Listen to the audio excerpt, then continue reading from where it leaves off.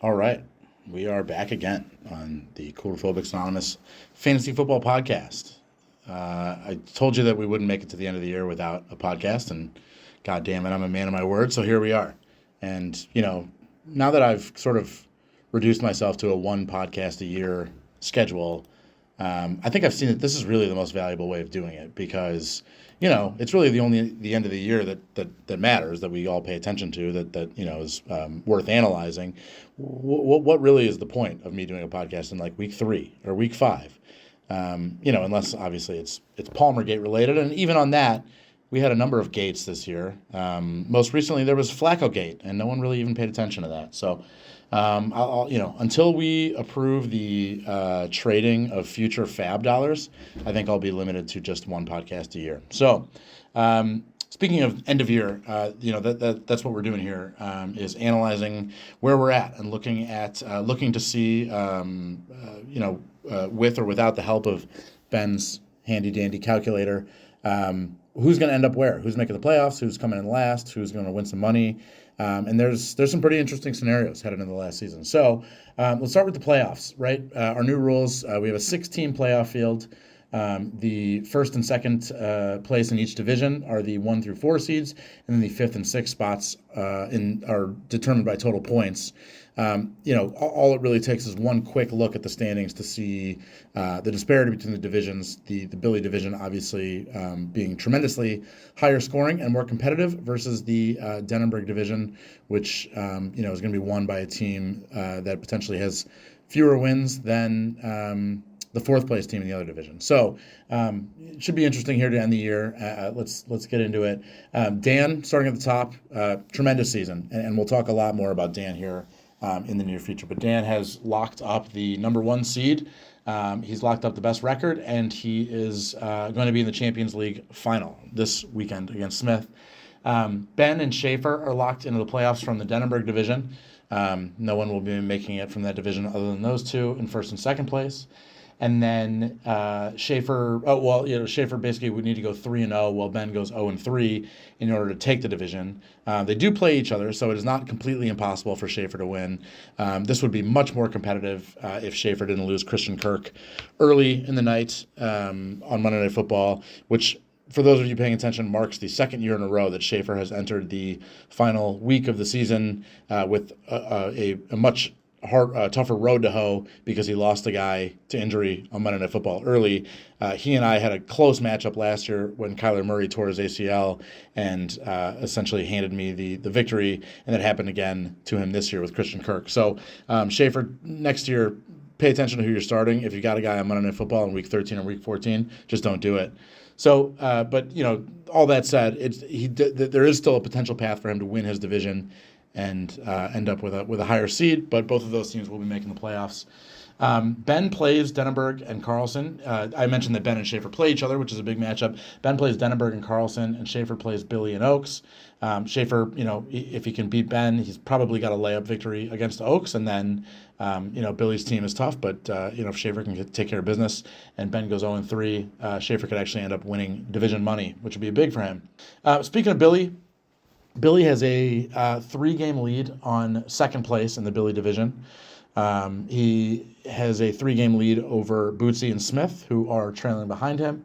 Bootsy has a giant monster points edge on Billy and everyone else in the league for that matter. So if Bootsy was able to tie Billy for wins, he could get that higher seed. But really, essentially, it's just jockeying for position because we know our 6 playoff teams. Our 6 playoff teams are going to be Dan, Ben, Billy, in order: Dan, Ben, Schaefer, Billy, Bootsy, and Smith. Technically, mathematically, on wins, Carlson could match, but Smith and Bootsy have a very large, very significant points edge on him, and everyone else is eliminated because there's no other realistic scenario by which Dennenberg, me, or any of the Clown Bowl contenders would, or Carlson would match on total points. So those are our 6 playoff teams. Now, if we look at the payouts, just going over all the money that we pay out, there's the stupid bye week $100 challenge, which will probably be between Ben and Dan or Schaefer and Dan. So that's $100 to be accounted for there. The Champions League final we discussed is going to be $200. The winner will be Dan versus Smith. So not only are those two, actually I'll touch on that here in a second, but they'll be playing for $200 in the Champions League final. Division winners, Dan has it locked up, $700. There you go, Dan. Most likely Ben, but potentially Schaefer getting the $700 for the other division. Top points, Bootsy has a 65-point edge on Dan headed into the final week. So I would say unless Bootsy completely flops, he should probably end up taking this home, even if Dan ends up winning most of the other accolades. 65 points is a lot to make up, especially with Bootsy's team scoring the way they do. So Bootsy will probably win the $550 for the top point spot.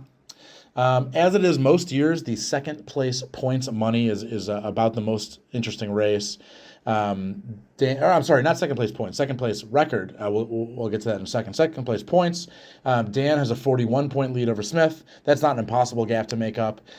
Basically, what I was going to mention earlier is that Dan and Smith are competing for the Champions League final. They're also competing for the second place points record. So it's essentially $200 for Champions League and $200 for second place points. And, if Smith is able to make up that 41-point gap over Dan, you would assume he would beat him in the Champions League final as well. So that could be a $400 pot. Best record is $950. That goes to Dan. He's already got it locked up. And then now second best record, that is the proves to be about the most competitive every year, and it is this year.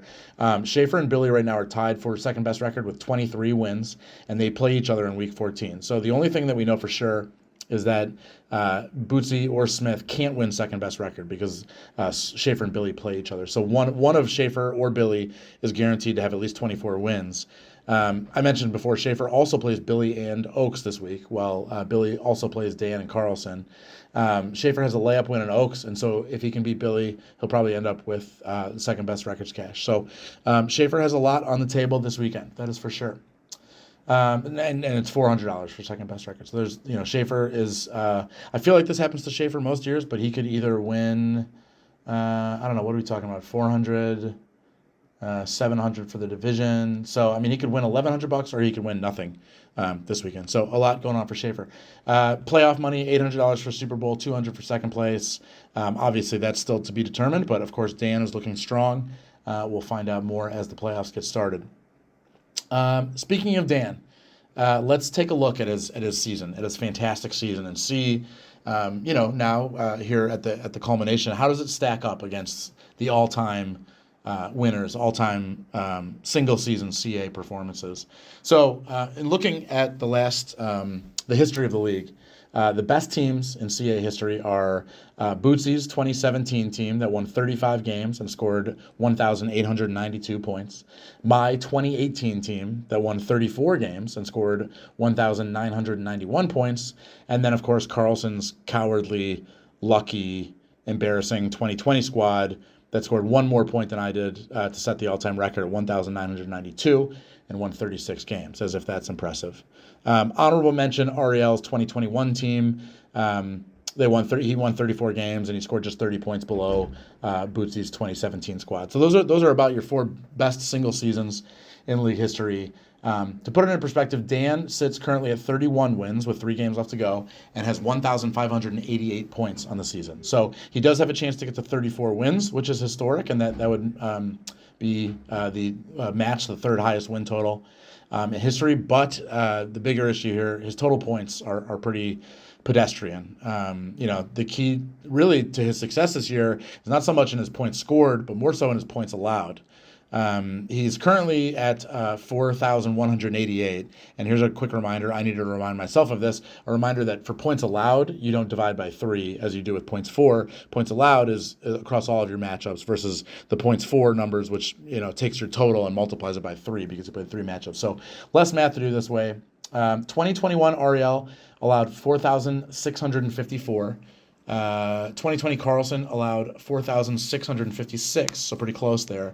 And then actually 2017 Bootsy was kind of on easy street. He allowed only 4,401. So, as I was doing this math, the fact that I haven't looked at these stats in a while, really, my big takeaway, I came away even more impressed with my incredible 2018 season because that year I allowed 4,934 points, which was by far the most points allowed of the top four teams in CA League history. If you're wondering why I'm taking this time to shovel dirt on Dan, it's because that year in 2018 he fucking beat me in the playoffs. So, I got to get a little bit of comeuppance. But if you look at points allowed, and obviously you all know this, but points allowed is just the points that are scored against you. Dan has 3 matchups left to play. His opponents in those 3 matchups need to average just 71 points each for Dan to pass up the 2017 Bootsy total points mark. So you can imagine that'll probably happen. 71 is a low number. Dan's opponents this week will need to average 156 this week each for him to allow more points than Carlson or Ariel did in their historic seasons. And then my 2018 points allowed number is really unreachable because the opponents would need to score 240 points each this week. So, I share all this to say, goddamn, I'm impressive. My 2018 team was great. Ultimately, this season, Dan will arrive at he'll arrive at a historically notable win total, whether it's 32, 33, 34. I'd say this year's performance for him all in this season, it's been lucrative, but it doesn't sadly rank in the top teams in all of league history. However, there's a big asterisk, there's a big caveat. He can change that with the championship because the one thing I haven't mentioned is that Ariel's 2021 team, Carlson's 2020 team, my fantastic 2018 team, and Bootsy's 2017 team all have something in common. They all lost and got embarrassed in the playoffs. So, speaking of embarrassment, let's talk clowns. Thanks to a strong finish, Carlson and I have extricated ourselves from the clown discussion. Oaks, Ariel, and Kraus are the 3 remaining potential clowns. Oaks is locked into the Clown Bowl at 11 wins because Kraus currently has a 3-win edge over him. So even a 3-0 week paired with a Kraus 0-3 week couldn't save Andy from qualifying for the Week 18 clown competition. Ariel has 13 wins and Kraus has 14. Now, the Clown Bowl rules state that any team that ties for second to worst record will make the Clown Bowl, and there's no tie breaks. So wins are all that matters. Oaks and Ariel play each other this week in a potential Clown Bowl preview. Oaks also plays me and Schaefer, which is most likely 2 losses for Oaks. Ariel plays Smith and Bootsy, which is most likely 2 losses, as those are high-scoring teams, and they're vying for year-end money. And then Kraus plays Bootsy, me, and Denenberg. So if you look at their teams, Oaks appears to be starting Mitch Trubisky and then someone called Cedric Wilson Jr. Injuries to Jonathan Taylor and Zach Charbonnet are not helping him. His team is in terrible shape. I would expect him absolutely to go 0-3 this week. That would give Ariel 1 win as they play each other, which will tie him with Kraus at 14. Now, I expect Ariel, other than that 1 win, to go 0-2 in his other matchups, which would mean Kraus just needs 1 win over me, Denenberg, or Bootsy to escape the Clown Bowl. Kraus lost Tank Dell last week, and he would have some value in Antonio Gibson because Brian Robinson is hurt, but they're on a Week 14 bye, which is insane. So I would say really, unless Will Levis and DeAndre Hopkins have a big game on Monday, which they might because they're playing Miami and they might need to keep up, but unless the Titans have a big game, I think Kraus might go 0-3, and I think there's going to be a 3-way Clown Bowl, which is just damned exciting stuff. It's something we can all root for, especially those 3 individuals. Now, looking at Oaks being, really the odds-on favorite for being clown because he'll most likely enter that Clown Bowl with a handicap. I'm going to give him the same treatment I just gave Dan and look and see how this shit-ass last place season ranks historically. This was a hard thing to look through because some of these seasons just awful. Billy won 9 games last year, which is pretty bad. Denenberg won 6 games in 2021, which is it's truly unbelievable. He only scored 1,313 points that year, which is an average of 93 per week. Last year, the Billy team that won 9 games, he won 3 more games than Denenberg, but he only put up 88 points a week, which is awful. In 2020, Dan, who talk about a Phoenix rising from the ashes, won 9 games in 2020, but he averaged 99 points a week, which is significantly improved from most of the others on this list. Back in 2018, Bootsy could only scrape together 7 wins and averaged 89 points a week, which is pretty ugly. But that pretty much puts him on par with the 2022 Billy season. As I look, there's a smattering of 12 and 13 win teams out there that came in last. So Billy has put together single-digit campaigns twice. Most of the historical records are skewed because of the number of matchups. So it's hard to really kind of fully properly tell. But I would say ultimately, as you look at it, Oaks' team this year is not one of the top 3 worst teams of all time. He has 11 wins. He could end as high as 14 wins. He's been averaging 104 points a week so far. So it's just really been a screwy year. There seems to be more parity this year. Now, he has been awful the last few weeks, and he certainly has had some injury problems, and his team has kind of fallen apart. So I would say, well, he certainly is the worst team in the league this year. As much as I would like to, it would not be historically accurate to say he's one of the worst teams of all time. But you can still say it. It's just not accurate. Okay. That's it for pretty much for the competition. Good luck to everyone there. Let's open up the old mailbag, and we got some extended questions. So this will take us a little while to work through this. But first questions come from Ben. Ben asks, which CA Juniors member will be most excited by the clown? Which will be the most afraid or annoyed? And same question for CA wives and girlfriends. Please be judgmental. It's a great question. It's not an easy one to answer. We're up to 14 members of the CA Juniors, I believe, if I did my math correctly, or if someone else didn't have another kid in the time it took me to write this. We all know, Ariel's kids. We know how they feel about clowns. They'll be fine. They get excited about any opportunity to wreak havoc on the general public and get outside the house. So they'll be fine. Denenberg's kids, I assume, they'll be happy to get a break from the Broom's Edge Native American ghost family that haunts them nightly. Brooke and Brady, they'll be unfazed. They've seen me in far more compromising and embarrassing situations than whatever the clown will be doing. So I think the kids will be fine. Now the wags, the CA wags, that's going to be a different story. They all know enough to be kind of disgusted that we still sort of engage with each other in this way. I doubt the majority will show up. It sounds like at least Joanne will be there. I'm sure I can guilt Michelle into being there. So there'll definitely be some judgment and potentially some small dick jokes told. I would say really, for kids, the real answer, it's the Aug Master General, Lil Augie Oaks. He would be horrified to see his big, goofy bastard father dressed as a clown. If he's not physically present, if Augie can't make the trip, we need to do some kind of West Coasty San Fran full 3D VR recording of the proceedings, like Minority Report, so that as Augie grows up, he can fully immerse himself in the proceedings and really taste the shame of his father being a giant clown.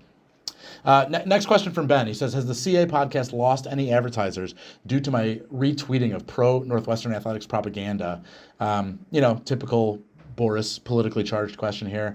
I would say, the only advertisers and quotes that have ever been mentioned on this podcast are, of course, the Elon Zinkow Bowl Confidence Pick'em League, and then, I don't know, maybe like the Horvath Group. But either way, I don't get paid, so fuck them both. If you think that my pro-Northwestern propaganda is bad on this podcast, you should see my team names in that Elon Pick'em League. This year, I think I'm David Braun for Perez. Last year, I was Irish national champs, and then various NU bowl game-related puns over the years. So, go Cats. Ben's last question is, this is the first year our non-keeper player deadline has been extended to the end of the regular season, and a couple of teams may need to take a big final swing this week. Do you see any potential deals being made? Any swap in particular that you think makes sense? I would say, honestly, I have a question for you. This is how I'm learning about this extension, because I had no clue that we voted for this. I had no idea that the non-keeper player deadline was still ongoing. But it does explain why, Ben, you texted me earlier today to try to make a trade. I was very confused by that, hence my lack of response. I don't know. I hope I didn't vote for this, but I think it's borderline collusion for someone in my position right now, middle of the pack, no Clown Bowl, no playoffs, to trade with someone that's fighting to make the playoffs. I guess technically you could make the argument that I have one more week of weekly high points to win, but what you wrote in your text, what you offered me was a bench player swap.